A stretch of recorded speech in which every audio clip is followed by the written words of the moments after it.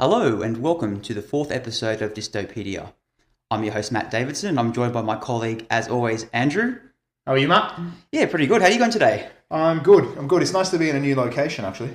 Yes, as for our listeners, normally we record the episodes at Andrew's place, but we decided to mix things up and do it at my house for once. So, yeah, it's a bit different environment, but hopefully it's still the same good content that we want to put out. So Yeah, it should be. And thank you for your hospitality, mate. Oh, no worries. Anytime. Enjoying those free drinks, mate? Oh, I am, yeah. The beer of the podcast, actually, Stone and Wood Green Crisp, mate. It's good. Oh, it's so smooth, isn't it? Yeah. I think initially, didn't we say when we started this we were going to do like a new beer every week and incorporate that? But this is the one. Oh, it is. Yeah, this is. If Stonewood's listening to this, like, please sponsor us. Yeah, give me your plug here, mate. Yeah, we'll shill you to the cows come home. So on last week's episode, we talked about that the little short story, "I Have No Mouth, Must Scream." I felt like that one was a pretty interesting topic to go into, and like this episode, we're going to go into the Purge. It's kind of has like not want to say similar themes, but kind of that depressing, like dehumanization, aspect to it. Yeah, that's one of them. Look, completely different story, and I guess the way the Purge, I suppose, it's definitely not as well written. I'm going to get that out straight away. You know? Yeah. Sorry, just to say, this episode is about the Purge, but as you probably can tell by the title. But yes, that's what we're going into, and yeah, we're going to go. We thought too, because obviously the Purge has its TV series and multiple movies. The first Purge movie is a bit like it's more just a thriller as opposed to an actual whole like genre of dystopia in a way, right? Where we thought we'd just do the whole the whole movie series as opposed to doing the TV series. We'll do it separately, maybe down the track or something. So yeah, like the first one, it's set in the Purge universe as like the new founding fathers have already been in power, so you don't really get to explore the origins or the actual Purge itself and some of the themes that come in. So you're just seeing the subjects react to it, as opposed to saying like, oh, like you don't see much foreshadowing or anything where like you have a full understanding of why the system's in place, where the whole movie universe and way that goes into those details. Yeah. So no, it's definitely like a series that's always intrigued me over the years, and I remember the first time watching it just was so creepy. It's so like it incorporates that that cultish thing to it as well, where that you're seeing like everyday people like participating in it. Yeah, they just turn and become. It's as if it's already in us all, and it probably is. You know? Yeah. Look, it's over the top. It's Hollywood, but exactly. Yeah, I mean, I wouldn't call some of these films absolute masterpieces with some of the writing in it. No. And look, when did you first watch it? Oh, ironically enough, I first watched it. I was heading to America. I was going on a family holiday, and I was just looking through the movie menu. Like at the time when it came out. Yeah, so it would have been it was in 2013. So I think it came out maybe mid 2013, but it was towards the end of 2013. And then I just remember coming across and thinking, oh, I'll give this a watch. I've never heard of it before. And obviously I've heard of Ethan Hawke as an actor. He's a pretty famous actor. So I thought, oh yes, give that a go. And I thought it was really interesting. Like, kept you intrigued and hooked, and you wanted to know what happened. But then when I finished, I'm like, oh, like I want to know how this concept came up, how this new founding fathers and Purge idea come about, and what was great. The later movies kind of showcased that. So, how about you? How did you first come across it? Sorry, that was my phone going there. I can't really remember. Look, I think I watched it at the time in like 2013. I think I remember reading the synopsis, or I would have been going down the YouTube rabbit hole or something, just searching in that area. Reading the synopsis and thought, actually, that sounds really cool. That's a really cool concept. Watched the film, thought it was pretty good. Obviously, like all the films, it's got its tropes and the writing's a bit shit. And there's far too many what you would call deus ex machina moments. I don't know if you I've rewatched all 5 of the movies in research for this podcast, and they are fun to watch. Fuck this shit. It's like some of the writing, the amount of times you'd be sitting there and the villain's about to kill one of but he's going to go and have a fucking monologue about why he's doing it and all this, and you're like, oh, here we go. A bit like Dr. Evil and James in Austin Powers or something. Like, if you just if you just sort of did it then, you'd be, oh, you've just got to go and have a chat and give it enough time so you can be... it's like, there's far too much of that, you know? Oh, there is, yeah. Even, I remember watching the first one again, it's like where they get them tied up and ready, and they start doing the hymns and prayers, and you're like, oh, come on, just get it over and done with. What are you doing? And then he comes out the last second to save them. Like, yeah. It's full of that. It's as if Michael Bay wrote it, to be honest with you. In actual fact, I probably should have researched it. I think he's on with the production team or something. So. Oh, it wouldn't surprise me. Yeah, it's that kind of that end of, it was kind of like the last period of that, like late 2000s, early 2010s, that kind of style of movie as well, that Michael Bay over-production and the filming style and techniques and stuff. Yeah, so it would make sense why he definitely produced a part of it. But I guess it just shows like it's and we'll get into other things in doing this podcast about like movies that look this Dystopia or the dystopic genre is full of these things where like really good concepts but a little bit of sort of shitty execution. Yeah. And this is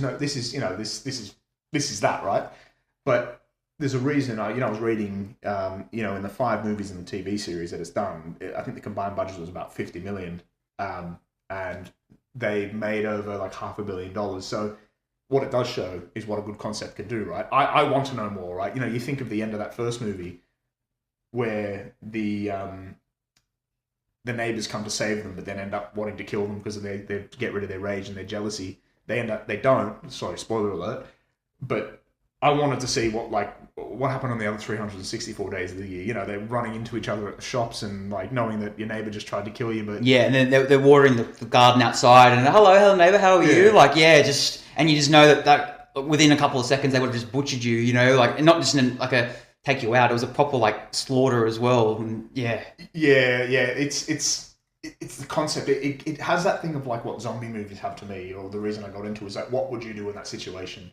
What would I do right now, where I live and my income? How would I survive this? Like it's... Yeah, no, it's interesting like that too. And it's just one of those things like it taps into that that human what's I'm trying to say, like where we've all got like everyone's got an animal inside them, right? Where they want to vent frustration, and this gives everyone the green light to do that. And would you partake in it? Where like, would you help people? Would you shelter people? Would you be one of those people that they shelter, have the security systems locked up, or would you go to a sanctuary, or would you go to as you said, would you partake in it, or would you be part of the government? Who knows? It's one of those things like, and that's what I've always found fascinating about the series. Like I wanted to know more after seeing that first movie, and I've said before, some of the movies are a bit camp, bit cringe at times, but the concept itself is so fascinating. Like when we looked at the research as well, we saw it didn't have the best receptions, right? But people said that like the dialogue's a bit crap. Some of the concepts they're a bit too convenient at the right times and stuff. But as you said earlier, the actual concept itself is so interesting, so fascinating that it kept the audience interested and engaged and wanting more. So. And as we said, there's I think there's like a 6th movie in production. What we read, like it's coming out. Yeah, something to do with like a worldwide purge or something. That's gonna be interesting. Yeah. I reckon the next 2 movies will not be a Mars purge or something like that. It'll go to outer space. It'll go like Fast and the Furious or something. But I'll tell you what, I'm gonna watch it. I'll be there day one to watch it. No one, it's shit, Yeah, I mean, I felt like it had a bit of its jump the shark moment with the Forever Purge, but if they go to outer space, they're going to jump it again. But still, like at its core, the concept is so fascinating and so interesting and intriguing, and I'm looking forward to really breaking it down and exploring the themes, the dystopian themes of it. So look, and that's what we're exploring here, the themes of it, right? And the concept. Interesting enough, so doing a little bit of research on the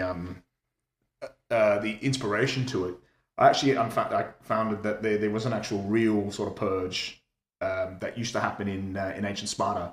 They used to call it the Crypteia. So they were like a secretive institution in ancient Sparta. That they were like if you were to liken them to something today, it would almost be like a brutal secret police kind of thing. So in ancient Sparta, apparently the slave population called the helots would actually outnumber the normal population like 7 to 1. So this is almost used as like a rite of passage every year for these sort of warriors to just roam the country killing at will these like slaves. It was almost like it was used as that, and then it was kind of used to like as population control. So it's not as if Interesting. yeah, it's very loosely based on that, but Was it a way to kind of like let them get out their anger and rage or something? Or I suppose it was that. Yeah. I mean, Sparta was like a very militaristic society that would like rule through like oppression and fear and that kind of thing. So Yeah. I don't know, but the point I'm making, like, it might seem a bit far fetched and stupid, but like it's not as if this hasn't happened before in human history, you know. And we'll get into it a little bit later with the new founding fathers and stuff. You see certain regimes in the past. You see. I guess the Nazi regime, the inspiration of like ancient Rome, they take little bits here and there, or idealistic bits. Like it's not as if some radical right-wing party would jump in and I guess too also like the Aztecs as well, it's like human sacrifice and stuff. They thought to appease the gods, they'd sacrifice people because they thought the sun was a god and it was angry and it needed the sacrifices. It's kind of like plays into that as well. So now it takes like inspiration from all different types of I guess history and culture and throughout human society, human civilization. So yeah. Look, I reckon as we always do, let's maybe get into Wikipedia and we'll go through the synopsis. Yeah, just before we do, sorry, I'll just say that, when The Purge was first written, right, so in 2013, when the movie came out, 2012, you look at the time it was written, so it was, I think Obama just been elected president in 2012. His second term. Second term against Mitt Romney. I guess like the dialogue in American politics wasn't as amped up as it is in 2025, or I think when you go further into the Purge movies, when they get released, you can see how it's reflecting the current climate in the American political system. Ooh, a little bit too close. Yeah, so like obviously the third movie is called Election Year, brilliantly released in 2016 when it was to get Trump against Hillary Clinton, and then the first Purge was released in 2018, 2019 from memory. 2018. That's right in the middle of Trump's first term. So and you can see the reflection of what was going on at the time and events are unfolding. So. Yeah, I just think it's just important just to set the like the narrative where the writer was coming from or the creator. No, yeah. definitely. Yeah. All right. Well, we'll get into look. What we're going to do here, as we already mentioned, we're just doing all the movies, but we're going to look at the fictional premise, and then I think we might go into some of the rules as well. Yeah, good idea. Yep. So I'll read that. So origins of the annual purge. So in 2014, following an economic collapse and rising social unrest, a political organization named the New Founding Fathers of America, or NFFA, is formed and voted into office. The organization establishes a new totalitarian government and police state. In 2016, the NFFA devises a plan to help stabilize American society, and later in 2017, the 28th Amendment to the US Constitution is ratified. This amendment establishes a 12-hour event known as the Purge, which would take place from 7 p.m. on March 21st to 7 a.m. on March 22nd, wherein almost all crime becomes legal. Before the Purge begins, the emergency broadcast system is activated with rules and a prayer saying, "Blessed be our new founding fathers in America, a nation reborn," before ending with, "May God be with you all." It's that. So the rules for the Purge for the 12-hour period. So these are as follows. So sirens blare throughout the land to signal the start and end of the purge. All police, fire, and emergency medical services are suspended for the duration of the carnage. The president, first family, and government officials of rank 10 are granted immunity from the purge, meaning that they must not be harmed. Only class 1 to 4 weaponry is permitted, while class 5 arms, such as explosives, are prohibited. Violations of any purge rules will result in public execution. So that's that. I think it might be a good time to actually. So there's, I guess, one of the real things of the purge, or what gets most people to want is the emergency broadcast system message. So I reckon it's probably a good time. Instead of me reading that, let's just play it. Yeah, it's very iconic, isn't it? Yeah, you get the alarm and the voice. It really sets the tone. So we'll let that play here.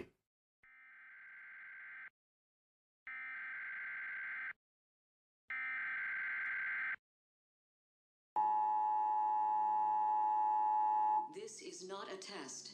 This is your emergency broadcast system announcing the commencement of the annual purge sanctioned by the U.S. government.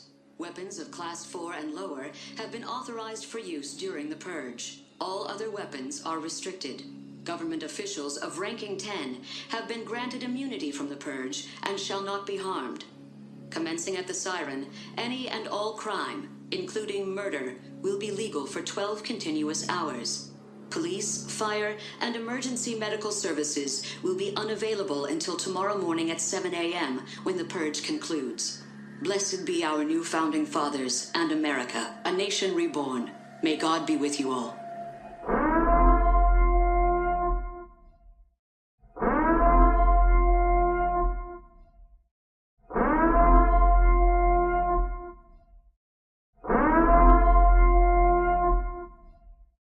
Yeah, funny enough as well, that famous siren that you just heard, they play it in some sporting teams. I know the Kansas City Chiefs in the NFL use it when like it's a third or fourth down to like amp up the crowd. They'll play the siren. Have they used that since, or has that always been there? Oh, since the movie, they started using it. Yeah, so it's kind of become iconic. Yeah, it's really cool. When you hear the game, you hear the siren going, you're like, oh, the Purge music. Yeah, so yeah, okay, yeah. What interesting too. I wonder what classifies a level 10 government figure. Like, you know, I've tried to research on it. Nothing's really definitive. I'd assume it's a members of Congress in like the and above. Or... Well, yeah. If the third one is anything to go by, so obviously in the third, when Charlie Rowe on the set, well, she's becoming obviously she's the opposition leader that's looking like she's going to win. Yeah, she's running for president. Yeah, running for president. They sort of changed the rules so like. That she can be assassinated essentially, so she would rank. She's got to be obviously that level 10. Then I don't know if does it start there or it's more from a case of like could I go? Does that mean I can go kill my local congressman or something on the Purge night, or is that forbidden? Like, or your local elected official, as opposed to like obviously the president, vice president, and the cabinet ministers would be all exempt, I assume, from based on that. But like, does it go down to then just the normal elected congressman? I don't know if that's or senators. Yeah, so it's never really definitive in there. That's what I find interesting actually, because then could I just go kill my local senator if he's not passed the law that I want to go through or something? Which I assume they do in some of the purges. But well, what's funny too when you watch the first movie. When the Ethan Hawke's character's driving home on the radio, they're talking about the purge and participating in it. And one guy's like, "Oh, I'm going to hunt down my boss tonight and act my revenge or something." And it's so creepy and sinister, and it's a great way like of showcasing like people can use this as an opportunity to get revenge, like in any means necessary on people they hate. So yeah, and I think the Purge does that really well. It really sets up the narrative, or like it builds up the universe through like media. Like you'll be someone will be just doing a bit of work, but then in the background there'll be the news on, or there'll be talkback radio, and it'll really like pad the universe of like the normal people, kind of how they see it and what they're gonna do. And what's creepy about it too, it's like the news is just like reporting it like factually, like it's just such a normal thing to happen. Well, it's like holiday, they see it as. It's like Thanksgiving or something. People are laying their flowers, or there's like a purge, they're having purge parties. It's like so normalized, Yeah, and what's interesting about it too in that way is, as you're saying, like a holiday, when you go, like you have Christmas holiday, or in America Thanksgiving, like the whole country does the same thing. Like they'll put up the Christmas tree, roast a turkey or something like that. Where in the Purge it goes down so many different weird avenues where you'll get like cultist members out there in their masks and running rampage, but then other people will use it as an opportunity to become like doctors and things like that to help save people. Others just use it to sit at home and just play cards with each other. It's like it goes in so many different directions and way people like embrace it. So then also you get people resisting it as well, using it as an opportunity to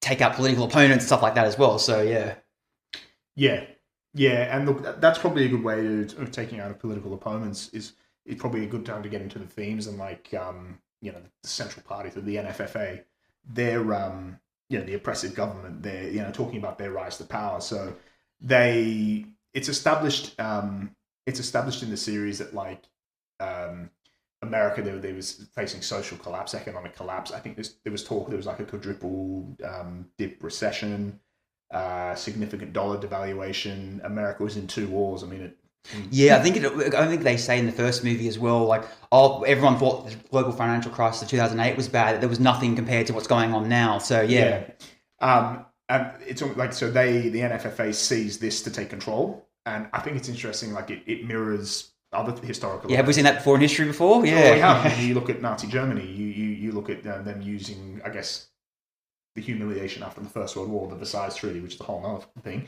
We won't go into that, but the Great Depression and all that. That was the catalyst, right? The Great Depression for it, yeah. Yeah, and it's in these conditions that these people grab that power and utilize it. You could argue, I suppose, even the Patriot Act. Yeah. Well, it's at a time too where, like, when established political parties can't come up with answers, and it keeps getting worse and worse, and the only ones that seem to be providing solutions in people's minds are these extremists, one way or the other. Cool. I'm even sitting here thinking, like, to have Donald Trump in right now for a second term, like, are we? We're sitting here, like, are the conditions? Is this the response, like, to the conditions that we're currently in? You're sort of in it. You can't see the wood for the trees, but you sort of, from the outside looking in, you're thinking, how is this normal? I know. Well, ironically too, like, the movie kind of predicted, like, the January 6th insurrection, didn't it? Yeah. Well, they don't take the loss well. Yeah. At the end of in election year, so at the end of the third movie, when obviously she wins, Charlie Rome wins, and her first act is to actually get rid of the Purge. The NFFA supporters rise up and start protesting violently, and this was 5 years before the Jan 6 attacks. Yeah. Great foresight in a way, I guess. You're predicting, like, no one could have predicted the January 6th insurrection back in 2016. Like, it's just... The scary thing about that January 6th insurrection as well was how militarized it was, that the tactics that these people had. I mean, you had the... you had the Proud Boys and things like other far-right extremist groups going in there, and because the narrative, I'm not going too much into detail about that January 6th insurrection, but a lot of narrative was that they kind of, it was just a spontaneous thing. Well, of course, it was spontaneous, but there were a lot of people there that were there to cause trouble and rile things up, and you could see, like, them in their military uniforms wearing the bulletproof vests, and they were using tactics where they're using hand signals, but they're holding each other's shoulders to get through, like a tactical unit going through somewhere. So, there were a lot of ex-police and ex-military and stuff were radicalized, which is a scary thing. Yeah, no, definitely. And I just got on that too as well. Like, I think it's the first Purge where it was obviously a reaction to what was going on in the political climate at the time. So you had the Charlestown massacre, where that church, where that 2015 was it? 2015, 2016. I think it was 2017. Oh, sorry, I should have double checked that. I think it was 2017. But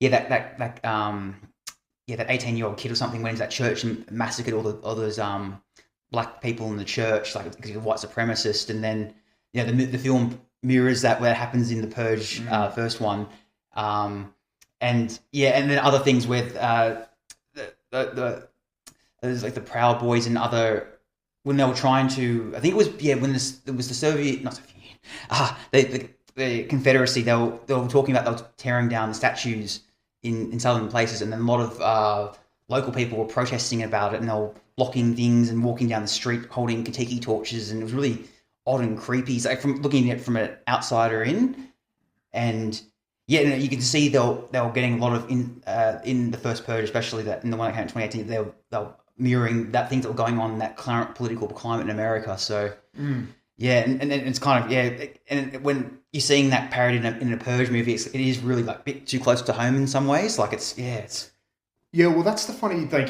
I should have said it earlier when we were going through, like, first experiences of watching it. When I watched it back in 2013, I remember watching it thinking, like, it was a bit over the top and that, but equally, I wouldn't be surprised if something like this happened. You could just see something that's happened in America. I think of other things like The Handmaid's Tale and stuff. That, we'll definitely be doing that somewhere. Oh, that's in the future, yep. But you watch something like that and think, I could probably see that happening, because of all the, like, the religious talk and the right wing and that kind of thing, But watching all the movies again in research for this through eyes of, like, in 2025, and it's done nothing to actually, like, change my mind of that. In fact, it's gone the other way with all the things that have happened, Yeah. I think of you mentioned, like, the white supremacists and stuff, and that, from the third movie onwards, you start to see these real and worst people in society come out. When he's got the right wing militant group that is actually trying to assassinate. Yeah, they got like the Confederate flag, like Confederacy flag, swastikas. You see all these groups rising up, and And they've got white power patches and shit. Yeah, and it's all these people that you think in the Purge would use this as an, they've got ties, obviously, the right wing and the authoritarian government, but they would use this opportunity to, in their mind, cleanse, and like it does a really good job of like showing that, but like all these undertones are already there in American society. Now, I want to take this moment to actually bring in there's a bloke who did a report. Now this goes back to the Obama, like rather ironically, this goes back to the Obama regime. So a fellow by the name of Darrell Johnson. So he was a security analyst for the DHS basically. So he for the Department of God, I'm going to sound like an idiot here. The Department of Homeland Security. So he actually wrote a report on, and this is after the Patriot Act, wrote a report on the issue in America of like almost like what's the word I'm looking for, like white supremacist groups. There was this whole thing. You think the KKK after the civil rights movement, like, we won and they were just sort of left to, oh no, that's all over now. Nobody thinks like that. Where it was just left to fester. And he had actually reported to them like there is a problem here. There's people who are being radicalized, like ex-army officials, people who've come back home, had jobs, like globalization's kind of left them behind. They haven't been able to adapt, and they're sort of vulnerable to this kind of rhetoric. And they're using it as an excuse to like, they're seeing a black middle class, they're seeing first black president, and they're getting angry, and he almost said with the surveillance that was happening after the in the Patriot Act, so say Islamic terrorist groups, he was arguing it should be the same. And apparently it got leaked, and the media jumped on it, and like, oh, you're spying on your own people, and the Obama regime actually backed down. Interesting, yeah. But it's just been left to fester, and now you look at it, and we talk about the Jan 6 thing, the foresight on this of the fella, like, and it's just funny. It's just like you're more likely right now in America to be killed by a extremist white male than you are from an Islamic terrorist. Yet the general like consensus would be like, oh no, the people would think, oh no, definitely a terrorist attack would be more likely to come from Islamic terrorists as opposed to the white supremacists. Yeah, well, you see it like if I don't want to upset anyone, but say an Islamic terrorist walked into a building and screamed Allah Akbar, blew off a few people, it's definitely a terrorist act. A white right extremist walks in saying Heil Hitler and slaughters a few people. Oh, there's something mentally wrong with him. He's not a terrorist, like it's. Well, funny enough too, like when you see a lot of those like mass shooters, like most of them are like angry white males, like lone wolf types as well. Perpetrating these acts. So that makes sense why he honed in on that kind of that research. And it's just kind of shame it got leaked in a way, because then they could have used powers to stop other attacks happening. Look, it's interesting. He was he was actually I think he quit in disgrace. He was betrayed essentially by the Obama government. And look, I don't hold really anything against Obama for doing that. Well, from Obama's point of view, I can kind of see why he kind of had to squash it, because then it would have looked like the black president's going there and he's trying to agitate white people, and it would have, any other white president would have been fine to do that, but because he was black, he had to be.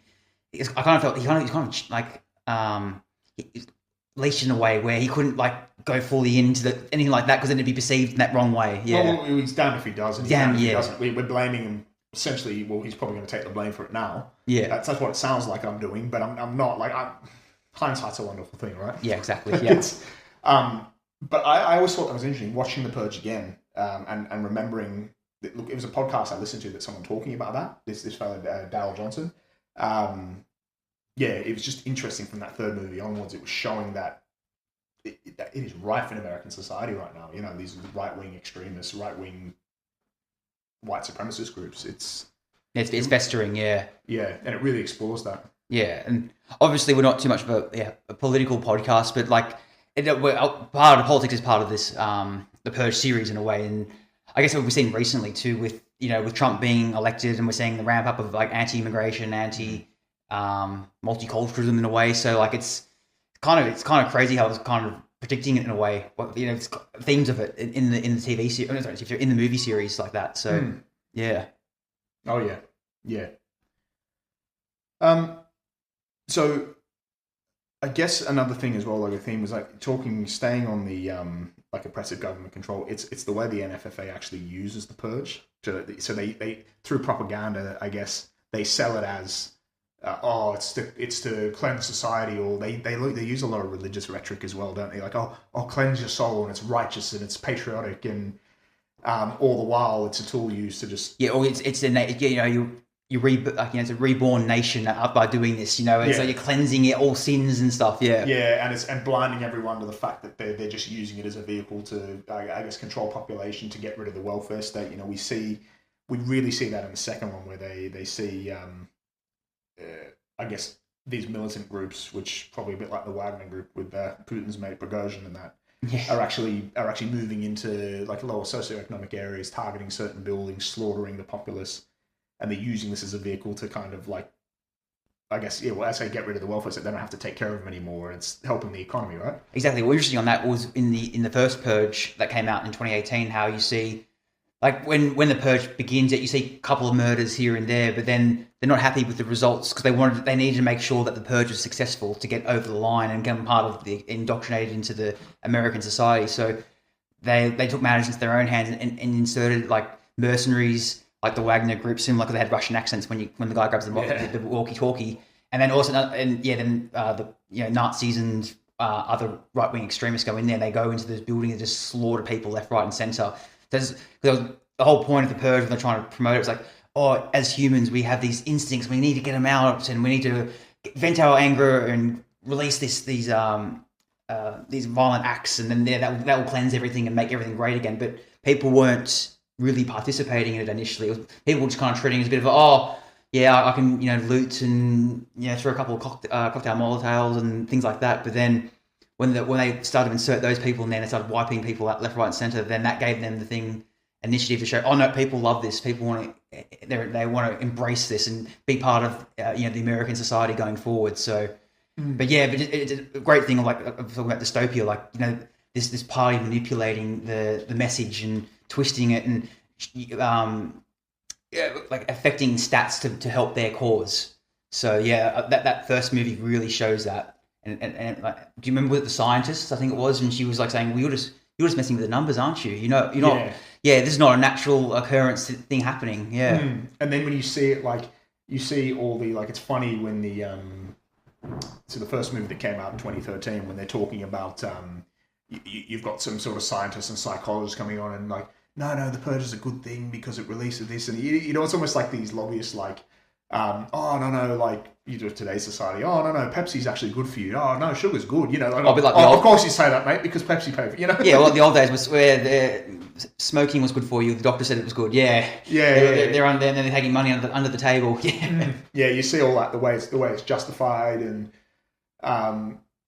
it's a lot more than what it seems on the surface, right? And I think like it explores elements as well of like class warfare as well. Absolutely, yeah. Like you see, like the first one does a good job of talking about so Ethan Hawke's character. I find it quite telling. When he's the smiling sort of cult leader comes, or the cult leader comes to the door, and he's.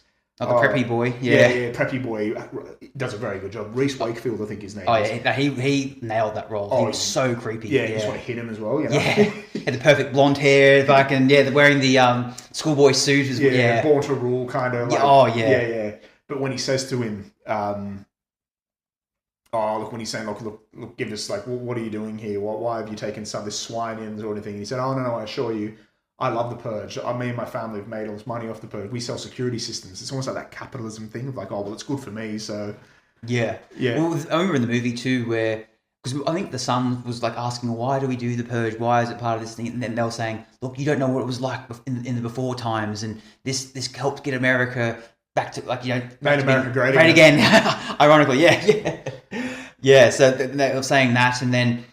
But then they don't really know what went on behind the scenes to make it look like that. So it's all media manipulation and controlling the message. But for him, they've gotten rich off selling these security systems, so of course he'd sort of say that as well. Yeah, I think the wife even says, I think that's actually Cersei from Game of Thrones, but yeah, she was saying like, remember we couldn't afford rents and we were struggling for this and that, and now because buying a yacht, I've got to buy a yacht. Yeah, so it plays into that where because it's benefited me now, so I'm willing to go along with this like deranged like policy thing going forward because it helped me out. So I'll turn a blind eye to all the people getting slaughtered left, right, and centre. Yeah, because we can afford it. It's okay. We can afford security systems. Yeah, we can block it out. Yeah. Yeah, pretend it's not happening. Says a lot about human nature, actually. It does, exactly. And then now it becomes an issue because they want to break into our house. So that's when they decide not to partake in it anymore. Yeah.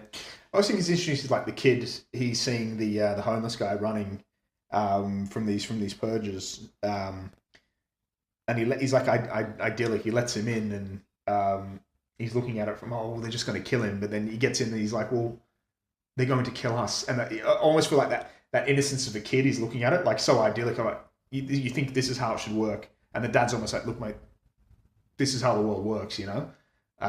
If we don't get him and take him out and give him to these people, they're going to slaughter us. So yeah. I know it's not right, son, but we're going to become the collateral damage for that. Yeah, for their purification, whatever they want to describe it as. Yeah. Because it wasn't, I think he escaped, like, it was one of those things where they rounded up all the homeless people and then put them in some area and then they were going to slaughter them ritualistically, way they did it with their creepy masks and stuff. But yeah, then he escaped out of that, somehow got out, and that's why they end up harbouring him when they came knocking the doors around. Yeah, you talk about that ritualistic slaughter and that, and then like when he's talking about the cult leader's talking through the door, like, he's this swine had the audacity to kill one of our good people, and we're a group of well-educated people. When he's like going on about it, he had the audacity. He only exists so we can slaughter him, for this night. And you're like, I feel like in America, like they really hate like that class system and the divide between rich and poor. It's almost like this thing like the poor are like so demonized. You know what I mean? It's like I don't know what is that because of like this whole myth of like the American dream of like, if you just work hard then you'll become rich, and like you're poor because you're lazy, get a job or work through it. You know what I mean? Yeah, exactly. I think a good way to reference that too is just in just their basic healthcare system, where they don't have things like, in Australia we have a thing called Medicare. So if people need emergency surgeries or need to be taken, go to see the doctor, they can get what's called bulk billed. Where in America it's like, a lot of people think, why should I pay for them? That's their own problem. Why should the state look after it? It's almost a little too communist for them, isn't it? Yeah, any time it comes up, it's always like, you're turning us into a socialist state. So the Red Scare, right? Red Scare, yeah. But that's the, you talk about that safety net, right? Who's to say that this homeless guy was an upstanding citizen, had a good job, his daughter had a chronic illness, and he had to go and sell the house to pay for treatment? I think he was wearing a dog tag, wasn't he? Like a veteran dog tag, I think. I don't know. I wasn't watching that closely. I think I'd noticed it. So I think it was trying to imply that he was like maybe an ex-veteran, like soldier or something like that. That in like a lot of times in America too, when soldiers come home, like then got PTSD, they don't know where to go, and they end up being homeless on the street. So I think it was trying to maybe tap into that. I could be wrong though, but. No, well, there we are. That's a good point. And then, he's just looking at it as if, he's poor, so it's his fault. And I've always America's always been like that. Like, look, it's like that anywhere, right? You always get certain sects in society. Like when we think of like an ex-leader, Joe Hockey. Sorry if anyone doesn't know Australian politics, but he'd said something 5-6 years ago. They wanted to start implementing like mandatory payments for Medicare health, for example. So. And then he was kind of like dismissing it like, something $7 or something a day. Like, it just cut out a packet of cigarettes or beer out of your budget, very dismissive, very... Yeah. Well, there's all that rhetoric as well. When you watch a lot of these like, millionaires books or you read these things or you see these YouTube channels, if you just stop getting that cup of coffee a day, you save $4 a day, and like, you'll be a fucking millionaire, will you? Exactly. If it was that easy. Yeah. Yeah, exactly, yeah. Well, it kind of reminds me of out of a comedy movie Dodgeball, when he's saying how he made the gym what it is. It's like, oh, from hard work, sweats and tears, and also a large inheritance from my father. Like, you know what I mean? It's a bit like that kind of thing. It's like, yeah, they always leave out that kind of thing in the narrative. Or the IT crowd. I don't know if you've seen that, have you? No, I haven't seen that. When I started this company, I had a dream and £100 million. Exactly. Yeah. And that's the thing with the Purge, right? I assume that those people that are participating, they're all born with still the mouth and still the spoon in their mouth type of people, and then they're born to rule types, and then they think they can just do these things left, right, and center without any consequences, and they're entitled to it. It's like that was one thing I took a bit from the first movie, like that the main guy, like, because he was so creepy to me. He's like, you could feel like I have to take this swine out. It's mine. Like it's my rite of passage to do this, and how dare you interfere with this? Like, release him now. So. Yeah, and like another thing too, it plays into like I found too with the first movie, like that it has like cult feel to it too. When the two girls are skipping around the house and they're carrying the machetes and they're laughing and like carrying like schoolgirls or something, like like doing jump rope or something. Yeah, it was very like plays into that the Charles Manson kind of cultish vibe to it. Yeah. I found that also very creepy and a bit disturbing in some ways. Yeah, they've all sort of got those elements. Like, I feel like the films kind of always have like a bit of an identity crisis. Like, they're like slasher flicks within thrillers, within action films, within... within some political satire, but then also a political message as well. Like, it's a bit... Yeah. It doesn't know what it wants to be sometimes. Like, I feel like, am I watching a good thriller or am I watching a Saw movie now? I don't know. Yeah, but as I say, they are all fun to watch, but... Yeah, another thing too, what I like too, when you're seeing the Purge, it shows like the decay of the society where, I think you were saying earlier where in the third one, the election year, they're driving in the van in the ambulance van, and then you're seeing like a guillotine out in the street, and it's chopping random people's heads off, and then random people just like that old lady sitting in a chair watching someone being burnt to death. She's like singing and like clapping along to it, or other things where they've got like booby traps everywhere, and sometimes they're not even killing people, but they're like portraying they're about to kill someone. Like, it's just all about those cheap scares. Like, it's really weird like that. Like, it's all, like sadistic and cruel, and like you can see like the morale of the moral. There's no morals anywhere. It's just a free reign of basically that. And I that's why, like, it keeps bringing me back. Like, I don't know why, but it's just like if Donald Trump said, like, "Oh, I reckon we should just do this." He'd sort of, I could just see him saying it, It's like, oh, that movie, that'd be a good idea, Yeah. It's like, it's a great movie, The Purge. We all should partake in it. Yeah. Unemployment's down below 1%. It's exactly. I guess that another thing, like another like theme that kind of encapsulates. We've gone into a little bit like with like. A lot of the time, it's using the reason we do the Purge. It's for the greater good. It's kind of incorporating that, by doing this, we're cleansing the souls of everyone. We're making a bigger and brighter and better tomorrow for Americans going forward. So, it's another way the way the party manipulates the narrative, and as you said, taps into kind of religious and cult aspects as well, and how people like really partake in it. So, the religious thing is. The way it plays into, I think, particularly the third, when you see the NFFA is at the midnight mass, and they're slaughtering, I think, a drug addict, and thank you for your sacrifice to allow us to cleanse, and now you're one with God and you're healed, and they're all sitting there like willingly clapping it along. And interesting that scene too, like when they pan to the people in the audience, obviously it's members of the new founding fathers, but then you see, like, it just looks like any everyday people you'd see walking down the street in, like, the CBD of a city. Like, that was what I found really creepy about it. It was like, and they're all just, like, going along, like, cultishly, like, compliant, and they're all happy and clapping and singing and cheering, and, it was very, you can really see, like, the moral decay of this, like, it's not even there anymore, like, and then it's dehumanizing people as well, like, it's, and, and just using religion as a justification, I feel like...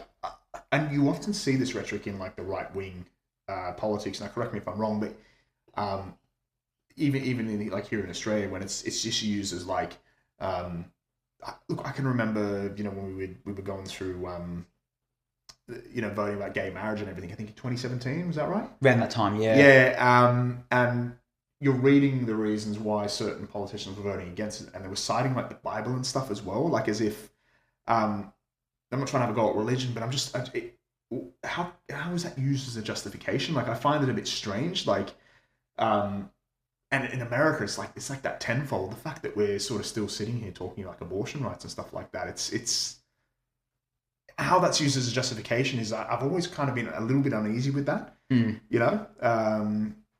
No, I don't know. Maybe these politicians are just sort of saying it to tick a box to get certain votes from certain parties or certain like members of the public. I don't know, but yeah, a bit like in the House of Cards, where he's portraying himself as like from was it South Carolina, and I'm a proud Southern man and have Christian moral values. But then then he tells as when he speaks to the audience throughout the show, then going I don't believe in it, and I think it's a load of crap basically. And then he was engaging in both like homosexual and politically like sex out of marriage kind of acts as well. Like it just shows like the hypocrisy of it all. It's all just a facade to make sure it ticks a box and makes sure he looks good on paper. So yeah, and I'm sure that's most of it, right? Yeah, that happens a lot too, and yeah, it's just it's what I kind of don't like about that aspect too is where people like because I think a lot of time religion has like its good points where people want to use it as a moral code and it has like like good points that it brings up like people to like live by a certain way of life, for example. But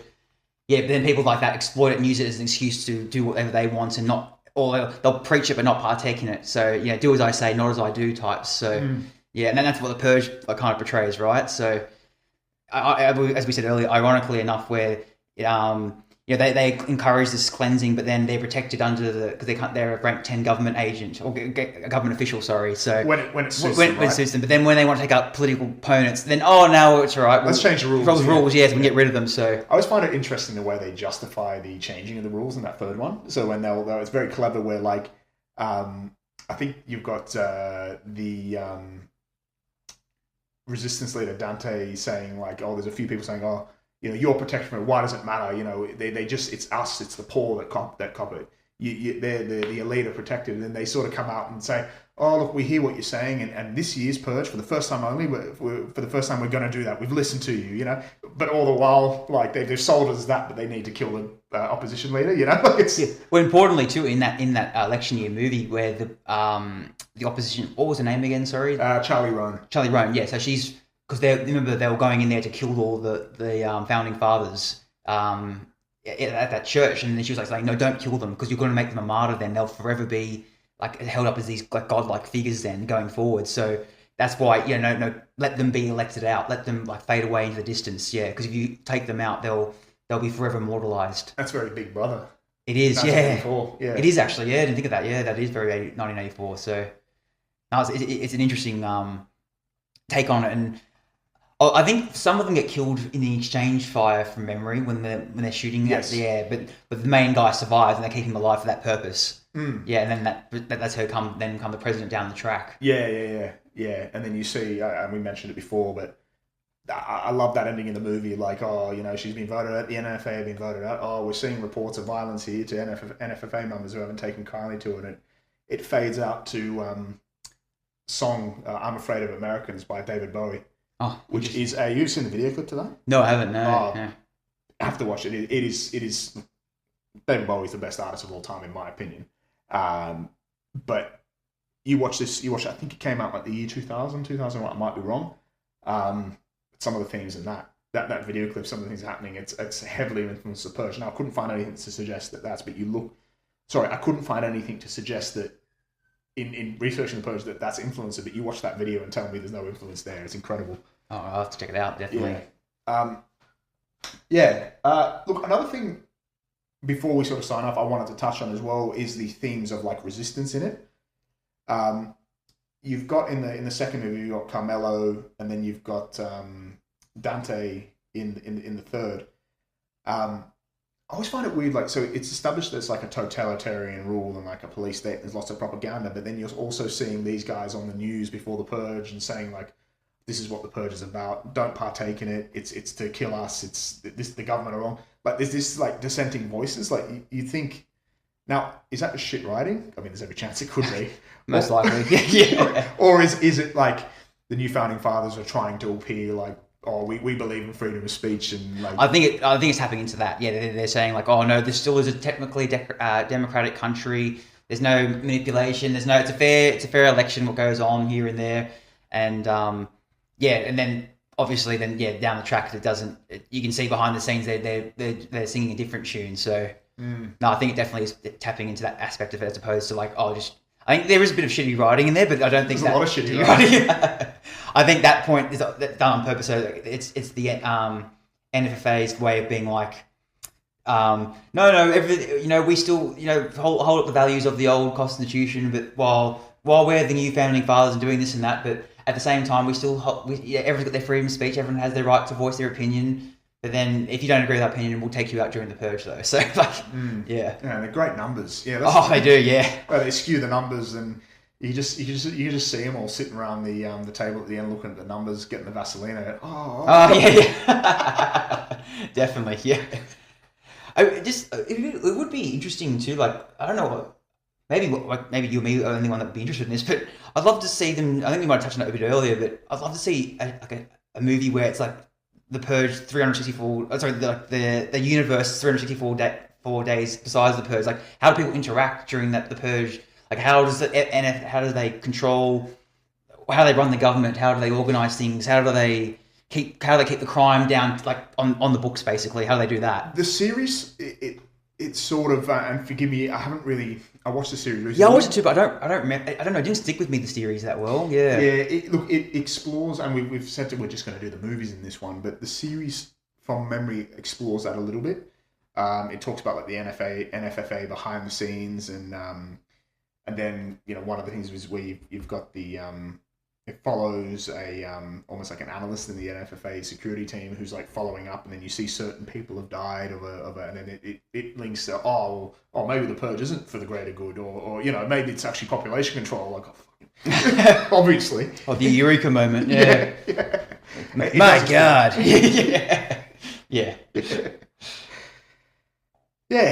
Yeah. No, it's just it's crazy how this little. I won't say little now, but like it's kind of $500 million it's made in the box office. But it's just this kind of unique concept came about, and then now it's spawned this franchise, we've said before, the writing isn't the best, the dialogue's a bit crappy at times. It can be a bit cringe, but it keeps you hooked, and you still want to find out more about the universe, what goes on, and how they're going to expand it. And I've always found it fascinating. Yeah.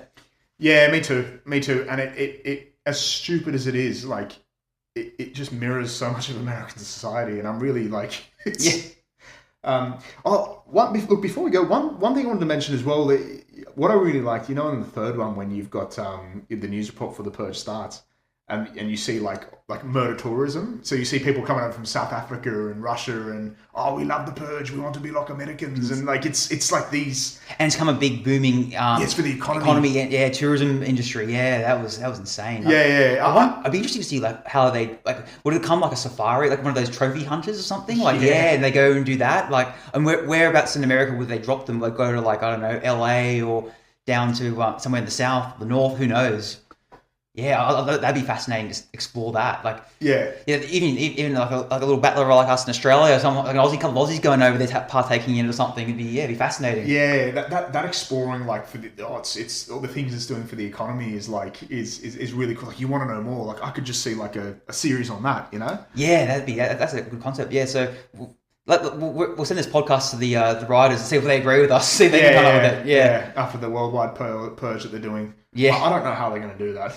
Yeah, with the Forever Purge, which is the last movie of the recording of this, as we said earlier, it kind of jumps the shark a bit with some of the concepts and stuff. But one thing I did find interesting about that Purge was how they had those makeshift sanctuaries for people to go to, where if you earn enough money, you can, and your house isn't secure enough, or you're in an apartment block, you can go to this little area where we have paid guards. It comes like its own industry in a way, where once a year these people come together, make money off protecting others, and they set up in a warehouse or wherever it was in a loading dock or something. Communal, everyone's working together and stuff. Yeah, and besides that one, the I found the story a bit.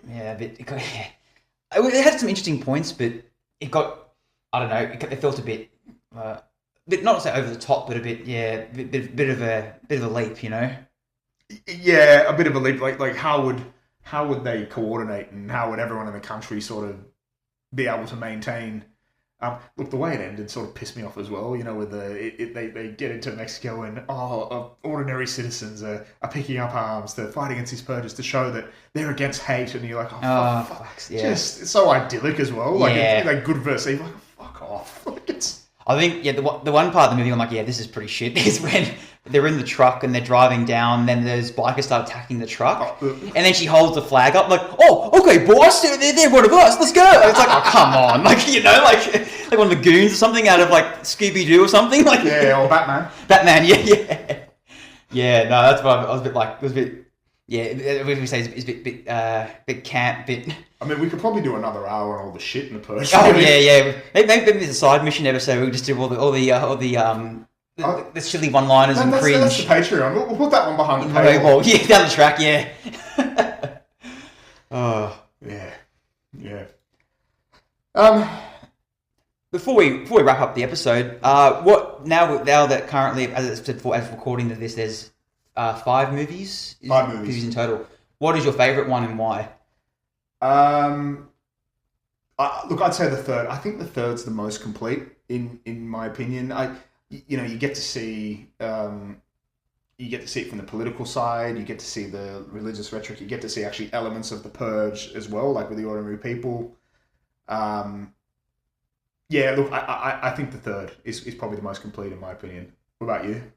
Yeah, I hate to always agree on things because we always seem to do that a lot, but no, I agree. I think the third one's the best. It explores all the different aspects. You see the different factions working either for or against the new founding fathers, and I think it incorporates both the extreme right wings getting involved with it, and then the tracking down, and they're paid mercenaries to take out their political opponents. It's a very interesting and fascinating concept. So yeah, look. That's in terms of like the themes and I guess what I like to see in a movie. I guess if you're speaking technically, the first one, right? It would have to be. But it's got Ethan Hawke, for God's sake. Yeah. Wonder why he wasn't in it anymore. Yeah. Although he did make a cameo in the series, I seem to remember. Oh, okay, yeah, that's right. But anyway. Did he die in the first one? Yeah, he did. Yeah. There we are. You just answered that question. There we go. Oh, but then you don't see it on camera though, so maybe he could have survived it. You never know with Hollywood. Yeah, the old Hollywood movie. Yeah. It's not like Threads where he's just suddenly he's exterminated. But we're going to keep coming back to Threads. Yeah, no, it's always. You know what we haven't done? There's no South Park reference in this one. Oh yeah, that's true actually. Is there a South Park kind of? I guess probably.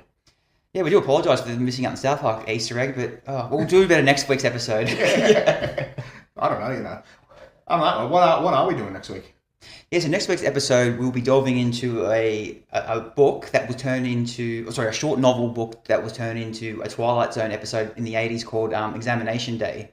So I won't give too much away what it goes into, but it is very fascinating and delves into those dystopian future society where all's not as it seems. So yeah, I've never seen it, so I'm actually quite looking forward to that. So yeah, well, I just showed you earlier the intro to the Twilight Zone, so it's a bit creepy the intro, the way they do it and stuff. So I've always been it's one of those, as we always say, like as anthology series. They're always intriguing. So very similar to I'm assuming a lot of Black Mirror episodes are inspired by it. So yeah.